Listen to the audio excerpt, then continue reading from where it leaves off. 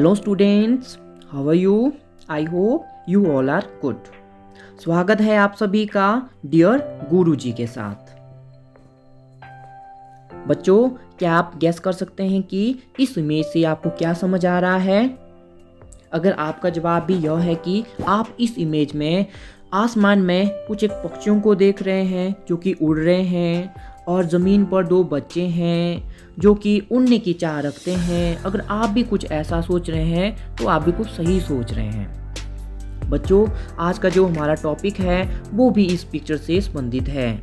उसमें हम दो कहानियों को पढ़ने वाले हैं। जो पहली जो कहानी है वो वर्ड की स्टोरी है, और जो सेकंड जो कहानी है वो ह्यूमन स्टोरी से रिलेटेड है। और दोनों की दोनों कहानी काफ़ी इंटरेस्टिंग होने वाली है, मज़ेदार होने वाली है। क्या आप कहानी सुनने के लिए तैयार हैं? I think you say yes. So student, today our topic is two stories about flying. आज का जो हमारा टॉपिक है वो है दो कहानियाँ जो कि उड़ान से संबंधित है। और ये जो चैप्टर है ये फर्स्ट फ्लाइट बुक से रिलेटेड है। इस चैप्टर में हम दो कहानियां पढ़ने वाले हैं, that is his first flight written by Liam O'Flaherty and second story is Black Aeroplane written by Frederick Forsyth। बच्चों, आज इस ट्यूटोरियल में हम सिर्फ और सिर्फ फर्स्ट जो स्टोरी है हिज फर्स्ट फ्लाइट ये पढ़ने जा रहे हैं। हिज फर्स्ट फ्लाइट का हम इसमें फर्स्ट पार्ट ही कवर करेंगे क्योंकि स्टोरी लंबी है। हिज फर्स्ट फ्लाइट में आपको थोड़ा डाउट हो रहा होगा कि ये जो हिज है ये यहाँ पे किसके लिए डिनोट किया गया है। तो बच्चों, ये जो पक्षी आपको दिख रहा है दैट इज यंग सीगल, जो कि एक समुद्री चिड़िया है। हिज इसी के लिए डिनोट किया गया यहाँ पे। Okay, clear? अब बात करते हैं इस पिक्चर की। ये है लियाम ओ फ्लाहर्टी, जिन्होंने ये जो कहानी है हिज फर्स्ट फ्लाइट ये लिखी हुई है। चैप्टर शुरू करने से पहले हम स्टोरी के थोड़ा सा इंट्रोडक्शन के बारे में जान लेते हैं। हिज फर्स्ट फ्लाइट जो कि लियाम ओ फ्लाहर्टी ने लिखी है, that is Irish novelist and short story writer. और ये जो कहानी है, जैसा कि मैंने पहले ही आपको बताया कि काफ़ी मज़ेदार होने वाली है, क्योंकि इस कहानी का जो हीरो है दैट इज़ यंग सीगल, जो कि अपने परिवार के साथ एक लेज पर रहता है और वह उड़ान से डरता है। उसे कॉन्फिडेंस ही नहीं होता है कि वह कभी उड़ान भर पाएगा, और उसे अपने पंख पर बिल्कुल भी यकीन नहीं होता है कि वह उनकी हेल्प से उड़ान भर पाएगा। जो यंग सीगल है वो कहानी में काफ़ी निराश भी होता है, और उसकी जो सैडनेस है उसका कारण है आर्ट ऑफ फ्लाइंग। जो उसके पेरेंट्स हैं वो उसको स्कॉल्ड करते हैं, डांटते हैं, क्योंकि वो उड़ान भरने की कोशिश ही नहीं करता है। बच्चों, एक बात का आप ज़रूर ध्यान रखेंगे लाइफ में, every first step in life needs courage and self confidence. जो लाइफ का जो पहला जो स्टेप होता है वो हमेशा कॉन्फिडेंस और जो कॉरेज है वो मांगता है। बच्चे, जो ये कहानी है ये भी हाईलाइट करती है importance of courage, independence and self-confidence.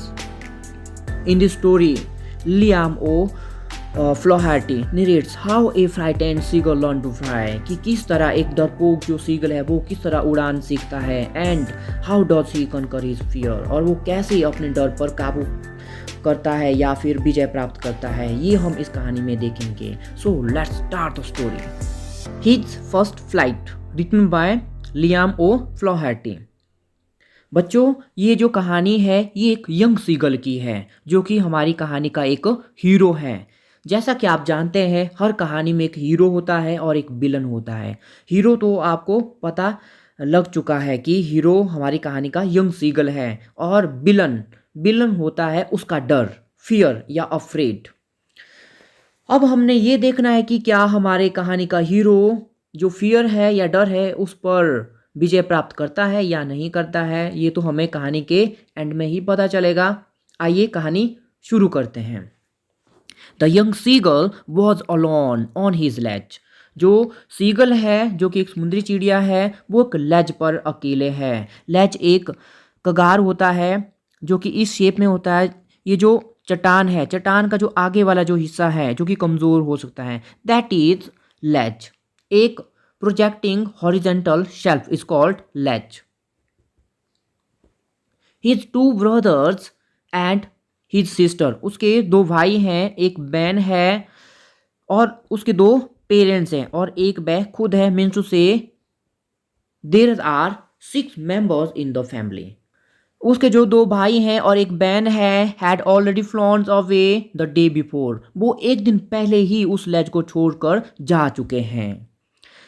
He had been afraid to fly with them, वह डरता है उड़ने में उनके साथ।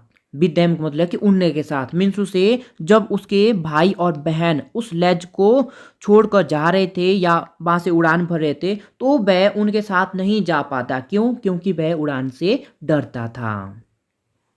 somehow, किसी तरह से, when he had taken a little run forward to the brink of the ledge, किसी तरह कोशिश करने के बाद जब वह जो लेज के जो किनारे होते हैं, ब्रिंक मीन्स किनारे, किनारे की तरफ वह दौड़ के आगे की ओर जाता है। And attempted to flap his wings, और वह अपने विंग्स क्या होता है? पंख। फ्लैप मीन्स फड़फड़ाना। और वह किनारे पर जाकर, ये लेज है, यहाँ से ये दौड़ के जाता है किनारे की तरफ और यहाँ पे ये उड़ने की कोशिश करता है, अपने विंग्स को फ्लैप करने की कोशिश करता है। ही बिकेम अफ्रेड, लेकिन वह तभी फिर से डर जाता है। The great expanse of sea stretched down beneath. Expanse का मतलब विशाल होता है, वाइड होता है। स्ट्रेच का मतलब फैलाव होता है। Down mean direction, beneath means under, नीचे या बिलो। जो वो लेज पर था अब वो लेज से देख रहा है नीचे की ओर। उसे अब वहां पर एक बहुत बड़ा विशाल समुंदर दिखाई दे रहा है, एक सी दिखाई दे रहा है जो कि दूर दूर तक फैला हुआ था। And it was such a long way down, यह काफ़ी नीचे था, माइल्स डाउन, मीलों दूर था। He felt certain that his wing would never support him, उसे पक्का विश्वास हो गया कि उसके जो पंख हैं वो उसे उड़ने में सपोर्ट बिल्कुल भी नहीं करने वाले हैं। सो ही वेंट हिज हेड, उसने क्या किया? बेंट का मतलब होता है मुड़ना या मोड़ना। उसने अपना जो ये लेज था यहाँ पे, वो यहाँ पे आगे की तरफ मुड़ा था। अब उसने क्या किया? वो बैक मुड़ गया और क्या करता है देखते हैं आगे। एंड रन अवे, अब वो यहां से वापिस भागता है। कहाँ, किस तरफ भागता है वो? टू द लिटिल होल, एक लिटिल होल था अंडर द लेज, उस लेज के नीचे एक लिटिल होल था जहां पे हो सकता है इनकी फैमिली पहले रहती थी या उनका हाउस वहां पे था। Where he slept at night, हो गया जहां वह रात को सोया। Even when each of his brothers and his little sisters, यहाँ तक कि उसका जो भाई है, उसकी छोटी बहन, whose wings were far shorter than his own, उसके पंखों से भी उनके पंख क्या थे? छोटे थे, बहुत छोटे थे। वो अब सोच रहा है, अब वो वापिस आ गया, इस लेज से वापिस आ गया, उस लिटिल होल में है और वो यहाँ पे अब क्या कर रहा है? सोच रहा है कि उसके जो भाई और बहन है वो तो उससे भी छोटे हैं और उनके पंख वो भी उससे थोड़े शॉर्टर हैं। रैन टू द ब्रिंक, वो किनारे की ओर पहले दौड़ते हैं। फ्लैप दियर विंग्स, और अपने पंखों को वहां पर किनारे पर जाके वो क्या करते हैं? फड़फड़ाते हैं। एंड फ्ल्यू अवे, और फिर वहां से वो उड़ जाते हैं। He failed to muster of courage to take that plunge which appear to him so desperate. Muster of का मतलब यहाँ पे इकट्ठा करना है, that is phrase. Muster of एक फ्रेज है, टू मीन्स टुगेदर और कलेक्ट करना। जो यंग सीगल है उसे काफ़ी निराशा हो रही है। डेस्परेट मीन्स काफ़ी निराश होना। प्लंज मीन्स डाइव और जंप करना। वो यहाँ पे काफ़ी निराश है कि भाई वो इतनी हिम्मत भी नहीं कर पाया कि वह अपने भाई और बहन के साथ उड़ान भर सके या जंप कर सके या डाइव कर सके वहाँ से। उसकी निराशा का कारण यही है कि वह उड़ने की कोशिश करने के बावजूद भी उड़ नहीं पा रहा था, इसलिए वो यहाँ पे डेस्परेट था। His father and mother had come around, calling to him shrilly, upbraiding him, threatening to let him starve on his ledge. जो उसके पेरेंट्स हैं वो उसके पास आते हैं, वो उसको कॉलिंग करते हैं, पुकारते हैं उसको श्रिल आवाज़ में। श्रिल मीन्स कर्कश ध्वनि में वो उसको वो पुकारते हैं। अपब्रेडिंग, अपब्रेड का मतलब होता है उसे डांटना, उसे वो डांटते हैं।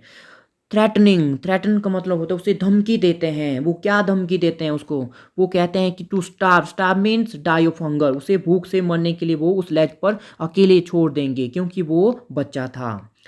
अनलेस ही फ्लू अवे, जब तक कि वह उड़ान नहीं भर लेगा। What, for the life of him he couldn't move.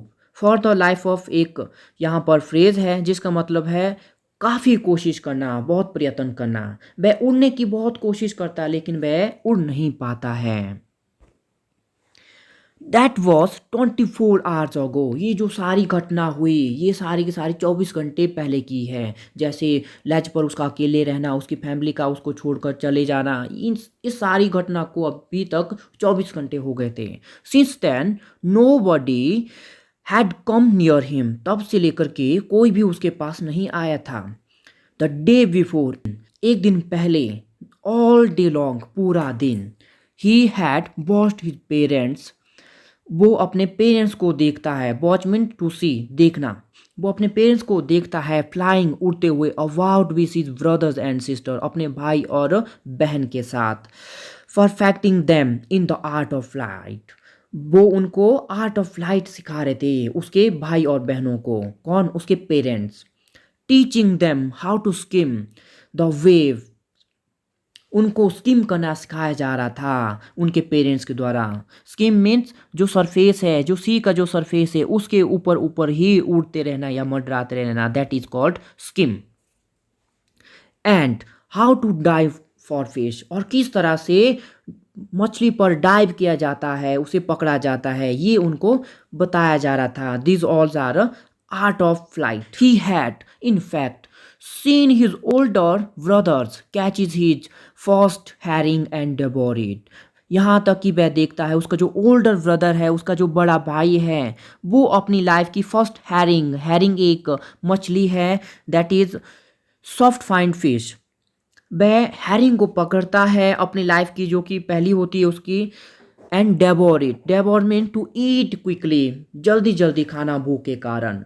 वो अपनी लाइफ की फर्स्ट हैरिंग को पकड़ता है और उसको जल्दी जल्दी खाता है क्योंकि वो भूखा होता है उसका भाई, ओल्डर भाई।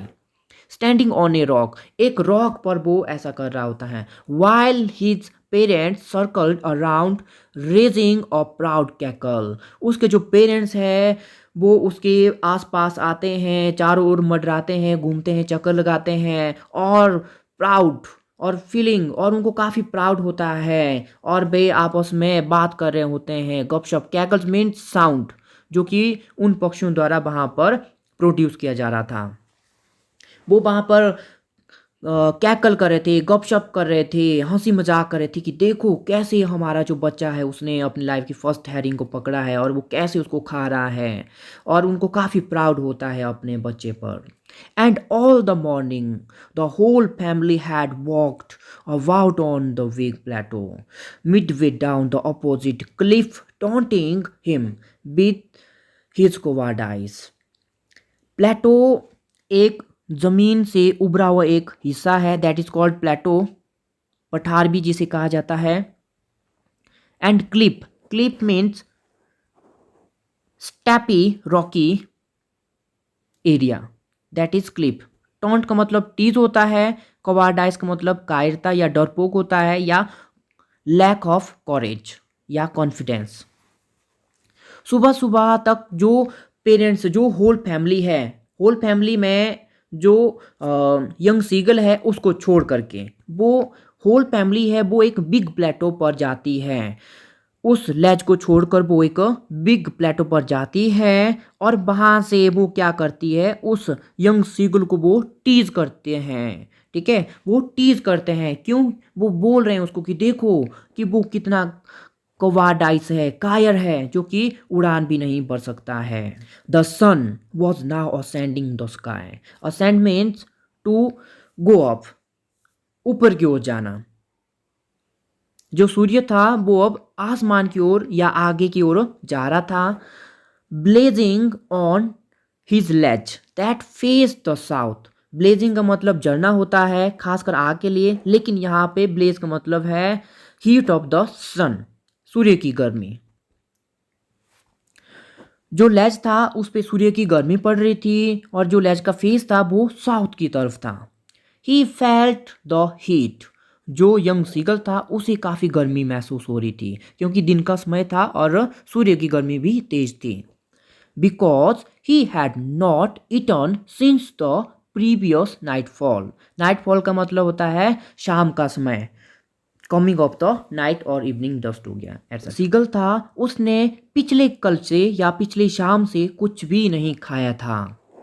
ही stepped slowly out to the brink of the ledge. वो क्या करता है, जो लेज है उसकी तरफ वो अब धीरे धीरे करके वो आगे की ओर बढ़ता है। लेज किनारे क्या होता है, brink.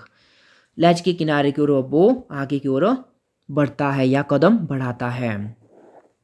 And standing on one leg, और वो फिर वहां पे एक लेग पर, एक पैर पर खड़े होता है। अब हैरानी की बात यह है कि अब वो क्या करने जा रहा है, देखते हैं आगे। With the other leg hidden under his wing, और जो दूसरा जो पैर है वो वह अपने पंखों के नीचे या अंदर छुपा लेता है। हिडन मीन्स छुपाना। ही क्लोज्ड वन आई, और वह अपनी एक आंख को बंद कर देता है। देन द अदर, फिर वह दूसरी आंख को भी बंद कर देता है। And pretend to be falling asleep, और वह कोशिश करता है, प्रिटेंड मीन्स शो अप करना या दिखावा करना, और वह दिखावा करता है कि वह मानो सोने की कोशिश कर रहा है या फिर सो रहा हो। Still they took no notice of him, जो उसके पेरेंट्स है या फैमिली है वो उसको बिल्कुल भी यहाँ पर नोटिस नहीं कर रहे थे, मीन्स टू से इग्नोर कर रहे थे। He saw his two brothers and his sisters lying on the plateau, dozing with their head sunk into their neck। जो उसके वह देख रहा था, उसके जो दो भाई हैं और बहन है वो एक बिग प्लेटो पर लेटे हुए थे। और डोजिंग, डोजिंग का मतलब होता है ऊँघना या झपकी आना, क्योंकि दिन का समय था और गर्मी भी ज़्यादा हो रही थी, इसलिए उसके भाई और बहन उनको वहाँ पर नींद आ रही थी, मीन्स उसे वो झपकी ले रहे थे वहाँ पे या ऊँघ रहे थे वहाँ पे। विद दियर्स हेड, जो उनके जो सिर थे वो संक हो रहे थे गर्दन की तरफ, नेक की तरफ। मान लो ये उनकी गर्दन है, नींद के कारण झपकी आ रही थी तो ये जो सिर है वो गर्दन की ओर मुड़ रहा था। संक मीन्स मुड़ना या झुकना। His father was pinning the feathers on his white back। जो उसका फादर था, पिता था, वो प्रिंट करता, प्रिंट मीन्स निखारना या संभालना, फैदर मीन्स पंख। वो अपने पंखों को निखार रहा था अपनी वाइट बैक के ऊपर।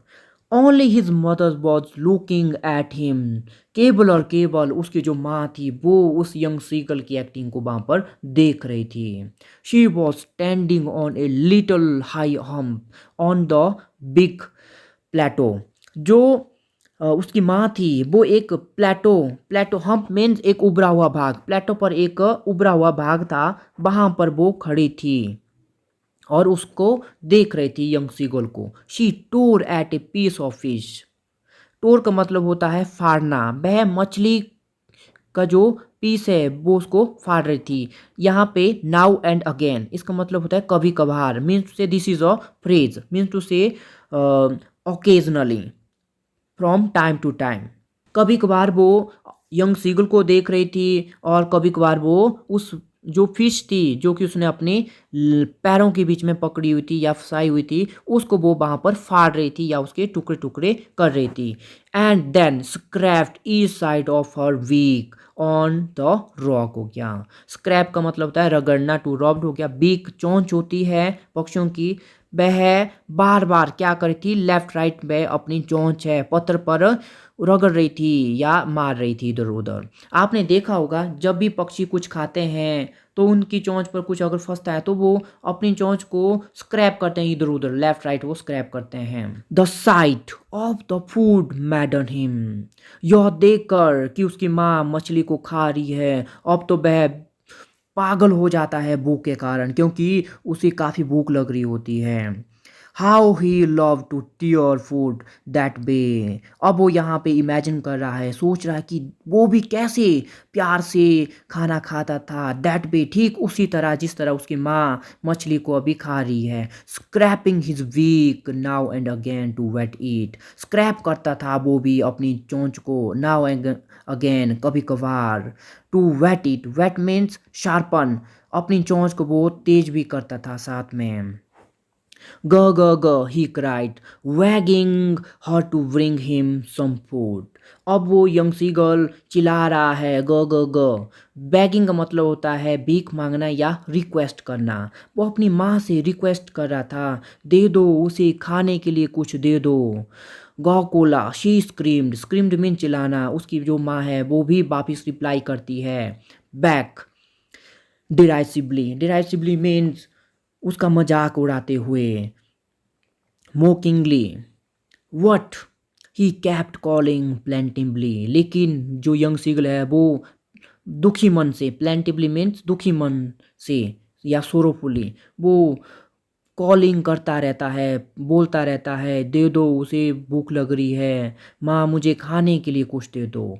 एंड आफ्टर अ मिनट, और कुछ ही समय के बाद, और so he uttered a joyful scream, और अटर मीन्स टू स्पीक, खुशी खुशी वह चिल्ला उठता है। अब ऐसा क्या हुआ होगा कि वह खुशी खुशी यहाँ पर चिल्लाता है, इसके लिए हम नेक्स्ट वीडियो देखेंगे। तब तक के लिए keep learning, keep practising and be safe. Thank you so much.